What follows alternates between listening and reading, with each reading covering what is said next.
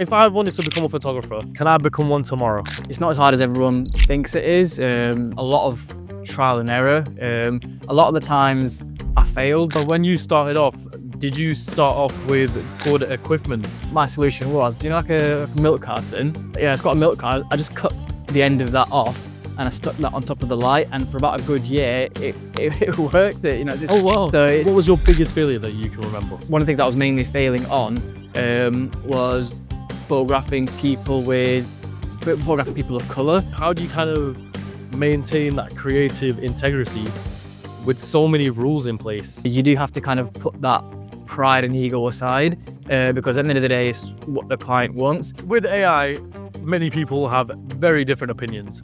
Some being good, some being bad. This will be the third time I've discussed this week. Hello everyone, welcome to the fourth episode of the FMU Founders Mindset Unfiltered podcast. My name is Albert Matthew and I'm joined today here with a very special guest. He is a photographer who, unlike some, captures magical moments in various different circumstances, whether that's during events, in the fashion environment, and even in a fitness environment too. Nearly 14 years ago, he started his own photography company, where he has had the opportunity to work with many brands such as Booking.com, the Arndale Shopping Centre, and has even captured incredible milestones during the Manchester Marathon. And overall, to showcase what photography really means to him, but instead of explaining it in words, he lets the pictures do all the talking. We will definitely find out more about his passion for the industry and his company further on throughout this podcast. But without further ado, it is my pleasure to welcome Zain Zia to the podcast. Zain, it's lovely to have you join us today. Thank you for having me, Albert. Thank you. You're very welcome. How's your day been? Good, yeah. Just preparing for a job tomorrow. It's like a football tournament, so it'll be something different. Yeah, it'll be exciting as well. Busy, Yeah. very busy. All right. Well then, in that case, Zain, I appreciate you taking the time for us today. Zain, if I wanted to become a photographer, can I become one tomorrow? 100%.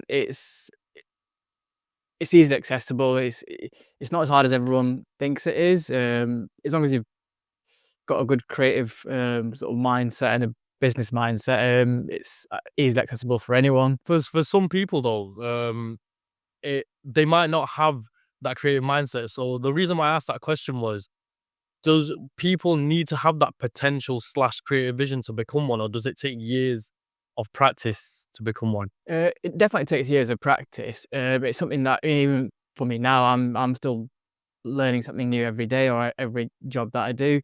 So as long as you're willing to learn and grow, it's like any other business. The more you put in, the more you get out of it. So I would say it's accessible for everyone. And if there's so many different avenues and niches you can get into. So yeah, I definitely would say anyone can get into it. Well, when you started off, did you start off with good equipment? And does it take that to become a good photographer? Because so many people, they might not have access to the funds to buy, good lenses, to buy good actual cameras, to be fair. So does it take expensive equipment to become a good photographer? If you're just starting out, then no, you don't need the latest and greatest. You can buy an entry-level camera if need be, or even if you've got your phone, because as any business, you need to learn the basics, and the only way to learn the basics is just to use whatever you have. When I first started, I just started with I'm going to show my age a little bit. I had Sony's first ever DSLR. Yeah, so that was with the kit lens as well, so it couldn't do anything fancy, but because I had the camera, it meant that I could learn the different types of settings, and sort of see it in person how it actually works. So I didn't need at the time all the fancy gear, but as the years progress and as the jobs progress, certain jobs you will be required to have certain equipment, but with how big photography is now, you can easily rent the equipment or try out beforehand. Yeah. Do you reckon I can just whack out my iPhone and start my journey there? 100%. Well, I use my phone a lot for like with the apps and to edit, or if I need to do something quickly, I can do that with. Again, I sound old saying this, but when I first started, the the apps that are available now weren't available then. So you can do a lot more, even with the phones now, because you can adjust the settings manually. That can teach you how to use a camera, because it's the same principle. So if you can use your phone, you most likely will be able to use a camera as well. I guess it just takes, as long as you have that skill, you can really use anything that you have in your vicinity. Zain, what I want to know is, how did you start your journey in this industry, in the photography industry? I went to visit my dad whilst I was on holiday, and he had just bought the first ever like Sony DSLR, because he enjoyed taking pictures, as you know, as most dads do. Um, so I saw him using. I was like, "Oh, this looks a bit." Yeah, to me, it was like fancy bit of technology. So then I started using, and I was like, "Oh, I quite like this." I ended up using it more and more. And so when I was out with my friends, I was just sort of just taking it out with me, just taking pictures. I mean, bear in mind, I had it on auto mode, and then when I actually Googled the camera, it opened up the whole like photography world. That's when I started looking into the settings and what all these different things do, and ended up in a very, very deep rabbit hole of that is about photography. Yeah. And it's led you to the person you are now. Yeah, and it's still. I mean, I still do it now. If anything new comes out, you probably won't hear from me for quite a while. Yeah, so I played around with the camera, just experimented a lot, and that's generally how I learned photography. It was just a lot of trial and error. A lot of the times I failed, because if I was getting things right, that just meant I knew that just confirmed that I knew what I knew. Whereas if I was failing and getting things wrong, that's when I had to go and learn. So I started taking pictures of my friends. I was like, oh, quite like taking like the portraits. And then as the years went by, I just started photographing like local like parties and club nights, because that was sort of like another easy way to get into it. And then yeah, so I started photographing like the nightclubs, well more like I used to go to like a rock like nightclub. I took all the pictures there, and then I kind of got into photographing live music. And then from there, it slowly transitioned to working with bands. So that kind of got me into photographing portraits, but then that opened up the avenue of learning how to use lighting, which I had never even thought about. And then again, that opened up another deep rabbit hole. And uh, but then that's when I sort of start to realize, like, well, I actually quite like photographing people. I like capturing like the personality, when they're having a good time. That's what I kind of knew that I wanted to do more of that. Yeah, and as the years went on by, I just transitioned from like working with bands, started working more with people, businesses, and then that's how my work became so varied. So you were introduced to it by your dad, but then, after that, you just you kind of took it on as a hobby. How did you then realize that for you it was right for it to become a profession, then rather than just to keep it as a hobby? So originally, when I first started getting sort of like paid a little bit, I was at uni at the time. I was studying politics because I thought it's academic, it'll look good on paper. But I think as I was doing that course, I slowly started to realize, like, I've always just been more on the creative side. That's something I've always just been stronger at. Yeah, so during my second year of uni, I decided to leave. It just didn't feel right, and I just thought it's not really what I want to pursue a career in. And so yeah, I started working, doing more of I had more time for the photography, so I just put more of my effort into that. And then a short while after that, I went back to college to learn graphic design and photography, because at this point I'd still been completely self-taught. But I was thinking maybe I need to learn more. Like, I'm always wanting to learn. So I thought, okay, I'll go back to college, learn sort of on a proper level, what there is to it. And because it was a combination of graphic design and photography, it was I kind of got another view on the design and creative process, which would then later help me down the line. Because rather than just me taking the pictures, I now work with website designers and graphic designers. So now the images, rather than just I'm photographing, oh, right, rather than it being just an image, it's an image that has a use. And that's what kind of learning the graphic design side taught me. So after I finished college, I was like, oh, cool, I've gained a lot more knowledge, a lot more experience. And then I added that to my photography, which then helped me progress. Rather than it being by myself, I can now work with other businesses and work better in a team environment as well. I took graphic design in college myself as well. And from personal experience, I can tell you that taking it did genuinely expand my vision of editing, just the editing side of things as well. Let's say we grab Photoshop. It's crazy how much you can alter, or not even alter, how much you can what's the word for it? Um how much you can really bring out the naturality, but also add a little bit of your own flaw onto pictures as well. It's honestly amazing, isn't it? Some people say that photography, and editing is kind of seen like as like a side hustle and not a main source of income. And the reason why I say that is because you have to think as a business, there's many stuff that you have to invest into for this industry. You have to get good stuff, as we mentioned before.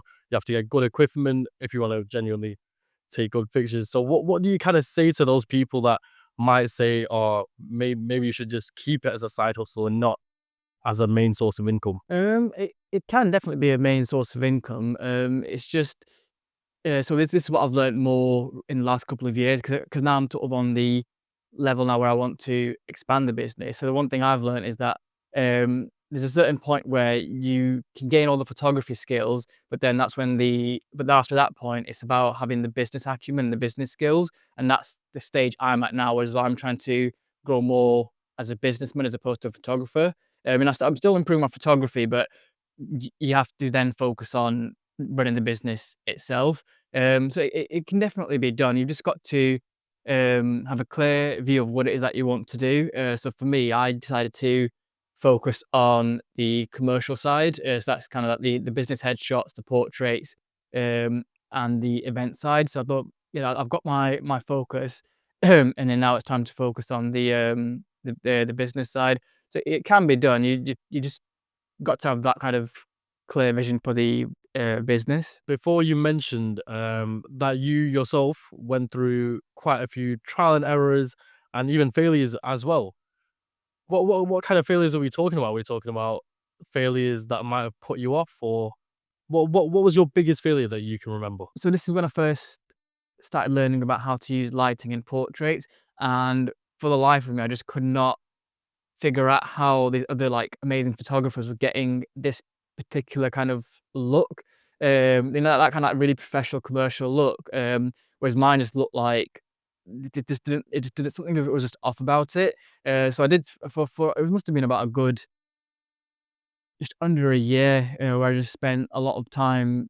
So some of the shoots went okay, but I was sort of working with newer models, so doing like a lot of like TFP shoots.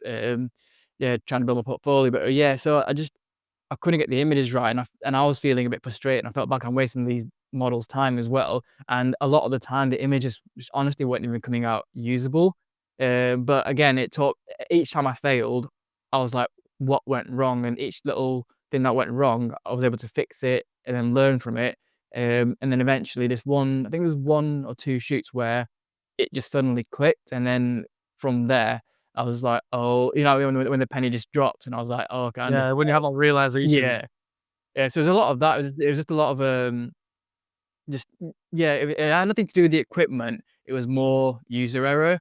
And that's I know that some people sometimes can blame the equipment, but if you're starting out, just learn the equipment inside and out. That's what I did. It's like when I first started, like when I was photographing some of the nightclubs. So on my flash, on my light, you can have like a diffuser which just softens the light, and I ended up losing it. And because I was only a student at the time, I couldn't afford to get a new one. So my solution was, like a milk carton? Yeah, it's got a milk carton. I just cut the end of that off and I stuck that on top of the light, and for about a good year, it worked. Oh wow. So Oh it's wow. There we go. so yes, it's just a little thing. So in terms of the equipment, it's until a certain point, it's not. I don't think it's much of an issue. It's more just learning the equipment inside and out. Because later on down the line, when you do get the more fancy gear, then then you can just like be photographing at a much higher level. Yeah, in terms of failure, yeah, our first couple of years especially when I was doing portraits, because especially if you don't get the skin tones right, the whole image to me just doesn't look good. And um, one of the things I was mainly failing on was photographing people photographing people of color, because I was predominantly just with the camera I kind of got used to using. It would be great for lighter skin tones, but for anything else, when it came to the editing side, it just never looked good. So I spent a lot of my time then focusing on those little sections like skin tone, skin color, texture, and that kind of led me to where I am now. So you really kind of took whatever came at you and stayed persistent. As you said, with that milk card thing, that's amazing. I would have never thought I would have never thought of something like that myself. That is incredible. But you stayed persistent. So how important is going through failure in a business perspective? Because obviously you've got your own business, and there'll definitely be moments where you're hit with hurdles and you go through, hardships. How important is it to kind of stay persistent and always stick on track? I think it depends on your outlook, because with photography it is a bit like sometimes the jobs come in like thick and fast, sometimes they don't, but that depends on how much you're putting into it. And it's like any time you're self-employed, it sometimes it can be a bit quiet, sometimes it can be great. Um, but in terms of staying persistent, it's just having your outlook. So, for example, I might have somebody contact me and I'll be thinking, oh, this is going to be a great job. And then the client might end up canceling. So, some people might think, oh, I've just lost a load of business. But my mindset is that, okay, they've had to cancel, but at least they know who I am. So, if anything comes up in the future, I'll be their first port of calls. And it's that sort of that mindset is okay. So it's what's happened has happened. How do you adapt, move on, um, and use that knowledge to um, what was I say? Move on and sort of adapt for the next bit of work. How did you manage to get clients? What's your approach to gaining clients? For me, I'm pretty shameless. It's the saying goes, you don't ask, don't get. So when I was younger, I was a little bit cheeky. I would just literally just approach people, or just drop them an email.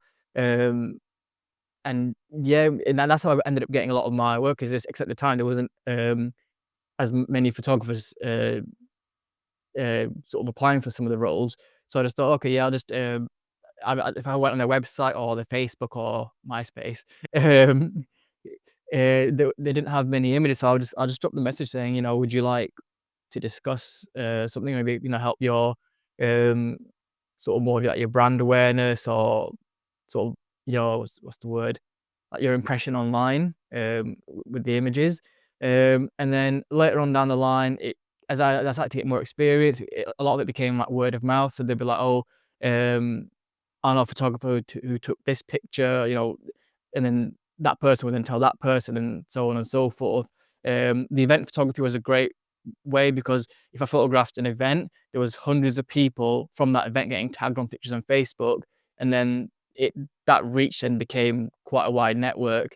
Um, and then after that, as Instagram started to become more popular, as I started posting on there, a lot of my work was coming through Instagram, because again, if I was getting tagged in an image, people would be like, "Oh, we saw the picture for so and so. Could you come and do something similar for us?"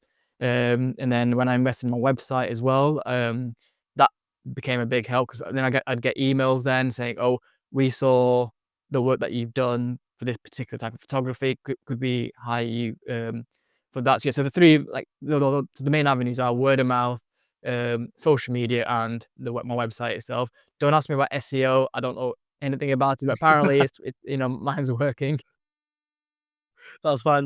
In that case, we'll stick to social media then, because your your impression online is actually amazing. I came across your Instagram and I was scrolling through posts, and you've got marathon pictures on there, you've got fitness pictures on there. So it's kind of like you built up that portfolio of yours, so that when someone looks for your name, that's what they see. They see those great pictures. So the question I'm trying to ask is, how important is having a good portfolio in this industry? most important thing, because if you approach a client and you say, "Would you like," say, "Would you like some business headshots?" and they ask you, "Oh, can we see your work?" If you say, "Oh, I don't have anything to show," then why should they hire you? You might be the most amazing photographer in the world, but if you can't prove it, then why should people hire you? And that's why I think a portfolio is for a photographer, it's the most important thing. It doesn't have to be a website necessarily. You don't have to spend like hundreds of pounds on a website. You just have to have somewhere that displays your work in a sort of consistent manner and shows what you do and how you do it. I mean, you've got it everywhere then, no? You've got it on, I'm pretty sure Facebook, LinkedIn, Instagram, you've got it everywhere. So you've kind of been able to get that word out. But your portfolio is quite extensive. So you've got pictures, as I said, of marathon events, you've got events, you've also got fitness. Should you the question from that is, should you focus on just one thing, or should you evenly spread your eggs into every basket? As in, because you do different types of stuff. You do events and maybe fitness. Should you just focus on one, or should you spread it out evenly? And does that work for everyone? I think it will vary from person to person. For me personally, it was just a case of I wanted to focus on those two or three main um, sort of niches, because the overall sort of umbrella for it is, it involves mainly like portrait work. It involves photographing people. So whether it be events, fitness, the sports, it's all revolving around photographing people. So a lot of the skills I learned are transferable from one to the other.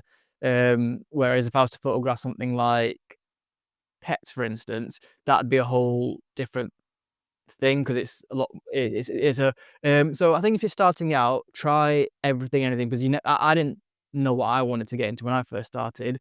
So yeah, if you're starting out, or even if you're just running a business in general, try out a few different things, and then if it works, it works. If it doesn't, um, find another sort of sector to try out and see what happens. There's no absolutes. It's a lot of it's a lot of trial and error, and you just never know what you could end up either enjoying or what you could end up um, getting a business from. Because I didn't think there was going to be much in terms of me from um, sort of what I was doing, but apparently people like my work and started hiring me. So I was like, okay, cool. I'll just roll with it. Yeah, and clearly you've been able to build up opportunities for yourself as well, because you've been able to work with different companies such as Booking.com, Arndale Shopping Centre, and many other companies. But with these companies, they they can come with strict guidelines. So how do you kind of maintain that creative integrity with so many rules in place? I think so. It's usually when I get hired for the job that I show my work, and if they want a particular editing style, then I will adhere to those guidelines. At the end of the day, they are the client, and if that's what they want, that is what you have to provide. So depending on the type of job and depending on the type of client, you do have to kind of put that pride and ego aside, because at the end of the day, it's what the client wants. Whereas with other type of clients, if they say you've got free reign, just go wild, then I will sort of uh, do what I think looks best. But usually it's, and this is the most important thing about communication, is that I won't go completely crazy with the edits or anything. I'll be like, I'll show them, I'll discuss with them different styles, and then so we know from straight off what it is that is going to be captured, how it's going to be produced, and what it's going to look like finally. But in terms of creative integrity, yeah, it's just, luckily for me, I'm not being restricted too much. But yeah, but if the client asks for it, then you do have to do it. But for me, that in a sense can be quite a fun challenge, because if you photograph in a certain way, that means okay, I'm going to learn something new today. So But yeah, that's yeah. it. It's all a learning Yeah, curve at the end of the you can day. never. Well, for me anyway, I like, not even now, I don't know everything, and I don't want to know everything, because that means it takes a bit of the fun out of it. Because I like that kind of that fun trial and error sort of thing. For me, I quite like the journey instead of the destination, because it can come with ups and downs, but I think that's part of it. That's all part of it. That's the thrill of it, in my opinion. So, based on what you were saying before, obviously you're able to put your own twist on pictures, and maybe businesses will approach you based on what you do. But have you ever turned down any high paying jobs because it didn't align with your brand or long term goals? The only time I turn down jobs is if I don't feel like I am like qualified for it or in the right type of niche. So sometimes like people might ask me, "Oh, can you do this type of photography for me?" And then they're willing to pay for it, which is great. But if I don't feel comfortable knowing that I can produce the level of work that I do for the actual thing that I specialize in, then I will turn it down just because it's just trying to think of the way to say it, is that if you get hired for the job, you don't do a great job, it then reflects poorly on you, your brand, and the rest of your Yeah, work. So back onto yeah, yourself. so Yeah. I do turn down plenty of work, but then I do recommend photographers who specialize in that area, um, and so you do kind of create a bit of a nice network that way. But I do turn down plenty of work in that sense, just because you do have to have that um, awareness and integrity of you, your brand, and your own work. In your opinion, should photographers brand themselves as a business or should they brand themselves as artists? Or is there a balance? 100% there's a balance in there, because a certain style of photography can be more artistic, and some of it can be less artistic, and it's more strictly on the business side. But there is a balance. So with some of my work, some of it can be very some might consider it like businesses, so like the corporate kind of events, um, which is, just your more like standard kind of images. Or like when I work with bands on the other hand, that could be considered more on the artistic side because they want something quirky, they want something fun, they want something sort of that will help them stand out.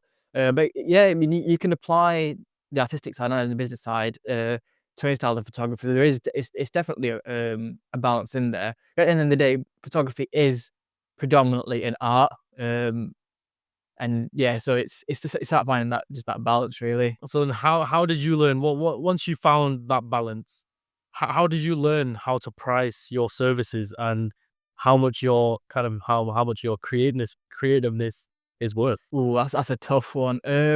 So originally when I first started, I think I just wanted my train fare being paid for, and then then after that, kind of just asked for a little bit more and more. But now the pricing is always tricky because sometimes you can offer like a set package to people, but other times, depending on the type of job, you might have to just price it accordingly. And that's what I do. So I'll have certain packages for certain types of photography, but other times, the quote will have to be tailored to the business themselves.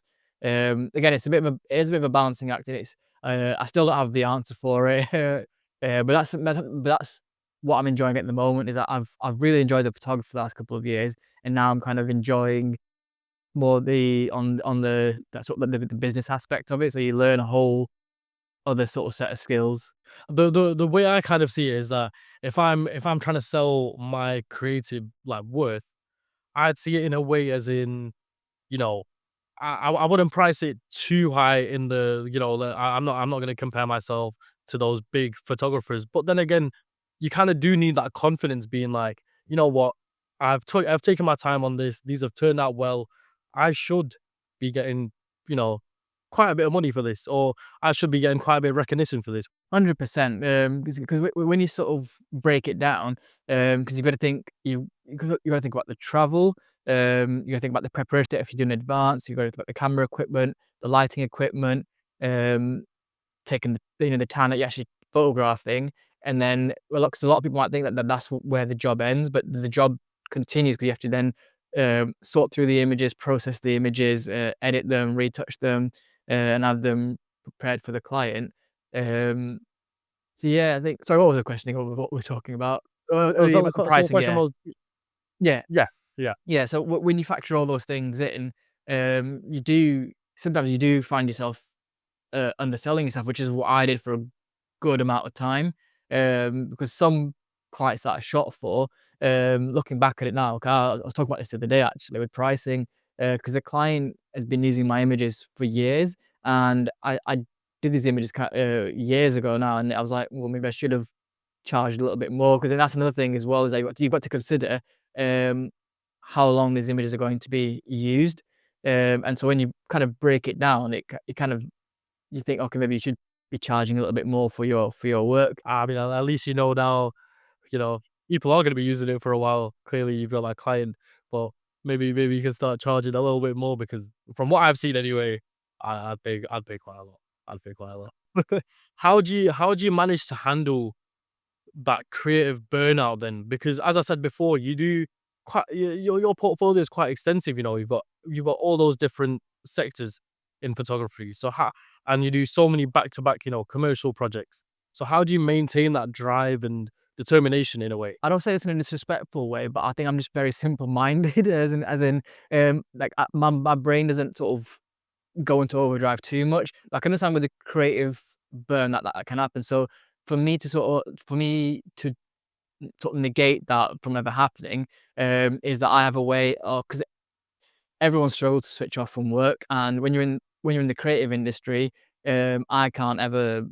I struggle to switch off from creating the creatives. Like, because even if I'm walking out and about, and if I see like a nice golden hour sunset going on in the city centre, I'd be like, "Ooh, that'd be a good picture." Yeah, I've Yeah. I've had that same thing so many times. I'm walking along the beach and I see the sunset. I'm like, oh, this would be an incredible post. Yeah, so, and I'm thinking, like, but the thing is, you can't be carrying your big camera around everywhere with you. So the way I deal with it now is that I bought like a small point and shoot camera. So that's just like my toy personal camera, but that basically allows my outlets to have something. So say if I'm just out for some dinner, or if I'm just out about for a walk, at least I've got something just take a quick picture with. I can play with the picture afterwards and just kind of just post on my Instagram stories. But that's how I deal with my sort of that. You've got excess creative outlet that you need to get kind of rid of. That's the way I do it. Even if I've got my phone, I've got like a few apps on there that I take kind of pictures with, edit them, and it kind of, because it shows different colors, different settings. It still allows me to have something physically to do when I'm not actually working.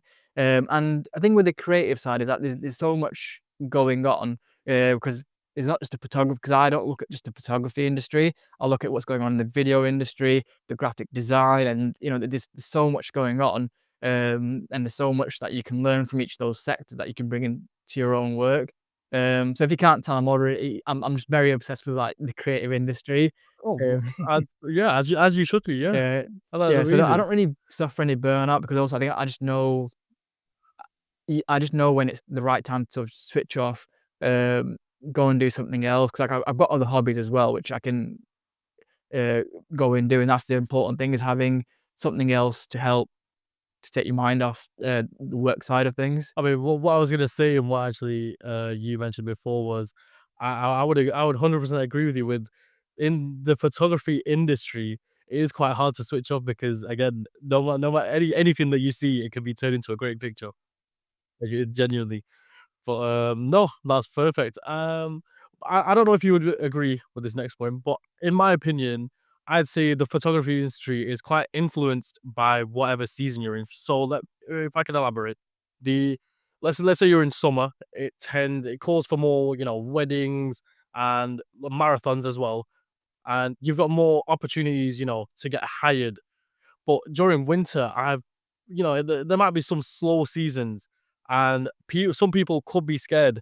Some people that have a photography business would be scared that during these slow seasons, they might not be able to bring in as much finance as they would in other seasons.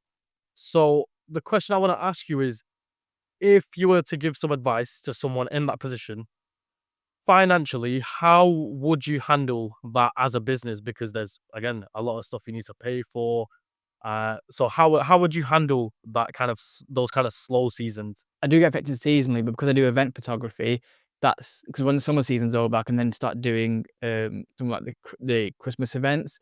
So that kind of helps out. But in terms of advice to that, so I mean, so from what I've seen from other photographers, so what they might do is they might, during the, sort of the quieter Christmas season, they might have like another side hustle, or some of them just get like a side job. So they might just pick up some part time work, just to kind of tie them over.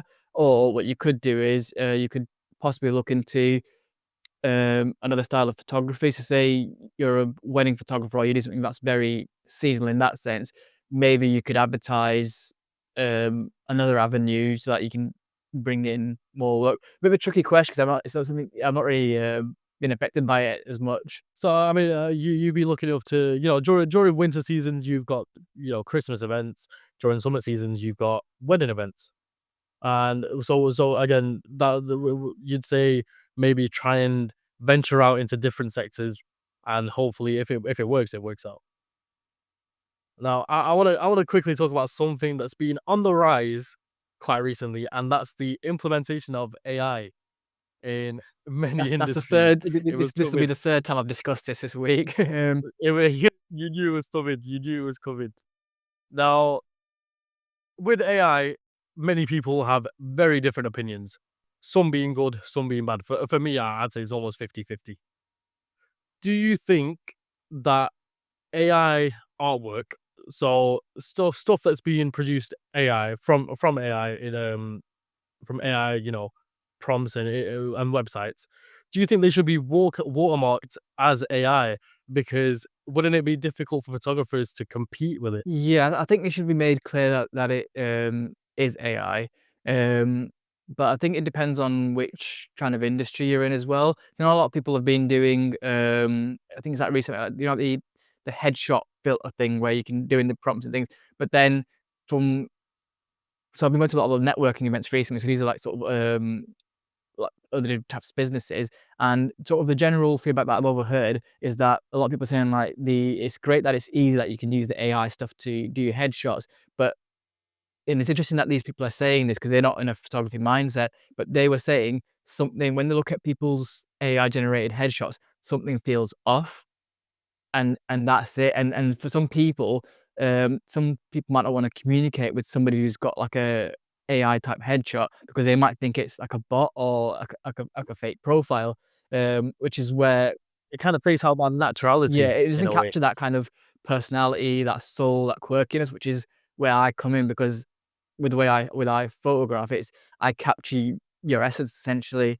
And the other side is also on the event photography side is that unless Terminator style Skynet, unless there's a robot there with a camera, event side again can't capture um, that moment because you have to watch people as well and know when they're going to react. I think AI can do that sort of stuff. But in terms of how companies are using it for like commercial type, like sort of bringing the prompts and things like that, I think yeah, it should be made clear that it's AI. But yeah, I think something you can usually tell when it's AI generated. Something about it l- looks off. I think, yeah, there's been quite a few instances where I'm scrolling through, let's say on Instagram, and and what's definitely on the rise now, if you're scrolling through reels, there's all those Instagram reels as pure generated AI. And don't get me wrong, it's funny, but you can definitely tell. But let's stick to the photography industry for a second. Do you think then, based on what you've just said, do you think it has a negative impact on the industry or a positive one? A bit of both. I think some people might sort of say like, "Oh, I can just like type in the prompts and it'll give me what I need." But these will be people who don't really understand photography, videography, the creative side. That it will be obvious that you've used AI, and if it looks a bit again, if it's like when you go on someone's website, if they're just using like stock images, and you can just tell like is this like a legit business? Is this it's hard to explain, but something feels off, and then if you got that off feeling, then you might not trust that business or that website. But on the positive side, if you're integrating it to help your workflow, then it is a great thing. Because so I use a bit like on Photoshop, I use like the generative fill and little things like that. So I use it sparingly, but it just makes it easier for me to then produce higher quality work, but it's only for small things here and there. I'm not using it to completely y- it had to do the work for me, in which case it is a bit lazy, and then that's kind of then you then lying to your client because if you're charging X amount of money, but then you get AI to do everything, it's like, well, you're not really doing the work, so you shouldn't be yes, then you shouldn't be charging it. So in that case, with the way that it is going, AI, it seems like AI is going to be more predominant without or within companies and within businesses, whether that's to market, whether that's on social media. So do you think you'll ever, start maybe implying more AI stuff into your work? Because it might, who knows, in 10 years' time, it might be seen as a norm to start doing such things. Yeah, I think you probably have to integrate it some way. It's like it's sort of on a not a photography, but like on a business side. So a lot of companies might use AI to help their workflow with like generating leads or able to touch. It's if you can spend less time with the admin side kind of thing, that means you've got more time to do the actual important work. So that's a thing that can be beneficial. But in the future, yeah, I think 100% like AI will be getting integrated into a lot of things, but it's just how you integrate it and how you use it pretty much. As long as you don't abuse it, Yeah, right? as long as you're not having it do all the work for you, because in that case, um, it's cheating, yeah. I think in that case, Yeah. anyone can do it. Yeah, right. I think we'll take a break from AI for a second because that was quite heavy on. But while I was actually looking through, your portfolio and your LinkedIn as well, I actually came across that you're quite into your running and long distance running. I'm assuming. And from what I saw that you hit, what was it, 10K in half an hour, 30 minutes, 38 minutes, ha- yeah. ha- ha- 38 minutes. That is incredible. First of all, how long did it take you to get to that point where, how long did it take you to, to stay persistent and keep beating your goals? So in the running side, so I joined a running club about 2 and a bit years ago now, and that the club sort of helped me with having more structure to my running, but whilst also enjoying it. So yeah, so I know I'm not an athlete or anything, so I just run for the fun of it. Whatever time I can manage, I can manage. But yeah, so it's taught me quite a few things. It's having that kind of persistence, especially when you're running when you're doing a race and you're running as hard as you can. And towards the back end of the race, you do start to kind of question why you're even here. You could just been at home. You're struggling, everything's hurting, but you know that you're almost at the end. And having that resilience, I thought that's what I was trying to think of. That's kind of what's been really helping me recently. Is that knowing that okay, you're struggling, but you can do it. You can reach that goal. It can be done. You've just got to just stick at it, believe in yourself because you're doing it because you know you can do it, and you will get there. Um, I say this now, but whilst I'm running a race, I'm just like, just get me home, please. Mate, I've tried it before, and I promise you now, if you give me how long did you say, was it 38 minutes? If you give me 38 minutes, I'll probably get from one side of the road to the other because I can't run. I can't run. But you said that there was, you kind of about persistence in running. So do you think there's a connection between that persistence in running? Sorry, not the persistence, the endurance in running, and also the persistence that you need to have in photography. Uh, yeah, I mean, for me personally, because there's been like when I'm doing like track sessions, for instance, like a hard training session, it's like, oh, I might not have run as quick that evening. But then like a bit like with photography, you might, something might go wrong or you might fail at something. But there's another opportunity. You learn from it. Sit back, you sort of look at what happened, what went wrong, what went right. And then for the next session or for the next job, you make a plan of action, and you just go again. Because you can't get too bogged down in it. Because if you just sat there thinking about everything that went wrong, that thought process then spirals and spirals and spirals, and then you just don't do anything. Whereas you just got to learn how to just to pick yourself up, and you just go again because you will get there. Everyone's on their own journey. Some people get there quicker than others, a bit like in running. But you've just got to like when I'm racing, I just focus on myself. I don't worry about what anybody else is doing. You just run your own race. That can kind of be applied from when you're starting up a business, because when you start a business, you're kind of joining that race within there's a lot of people that have been in that industry for a long time. So you kind of feel nervous, you kind of feel kind of feel a bit scared to get your ideas out there. What advice would you give people, or not even, have you been in that position where, you've kind of started up and you can't quite get your ideas out because of that nerve, because of those nerves of joining that industry when so many people have been in there for quite a long time? When just after when I'd started, I wanted to, like, become a photographer. I was photographing quite a lot, like I was taking loads of pictures of things. But the one thing that I was really bad at doing was putting myself out there, like sharing my work, because I just felt that it's not good enough. Like I don't want to be associated with it. But then I think quite a few people pushed me on that, and then just put it out there. If something happens, something happens. If it doesn't, it doesn't.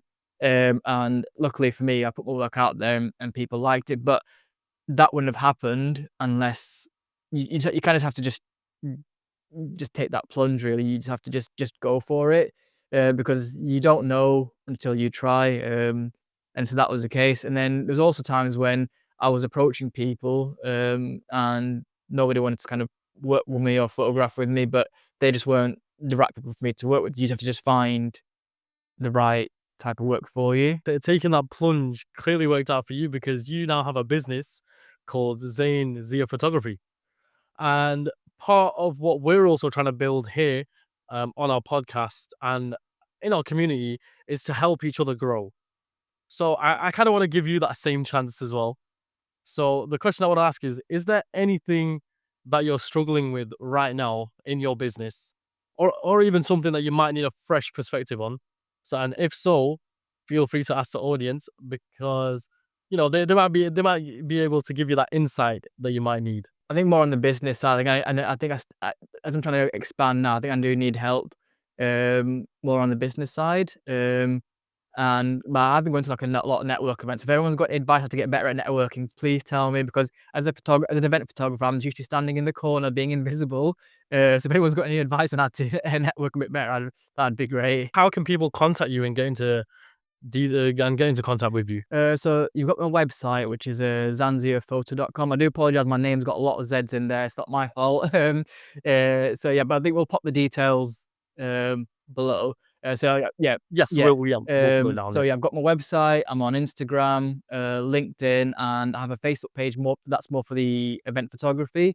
If you want to look at my whole portfolio, that's on my website. If I give you 2 minutes, could you pitch your business, um, in a way that the audience might see that what you do and why they should kind of go for you? I think I just keep things simple, but because I keep simple, it means I usually get these high quality images that suit you and your brand. I'm great at communicating, so I'm with you every step of the way.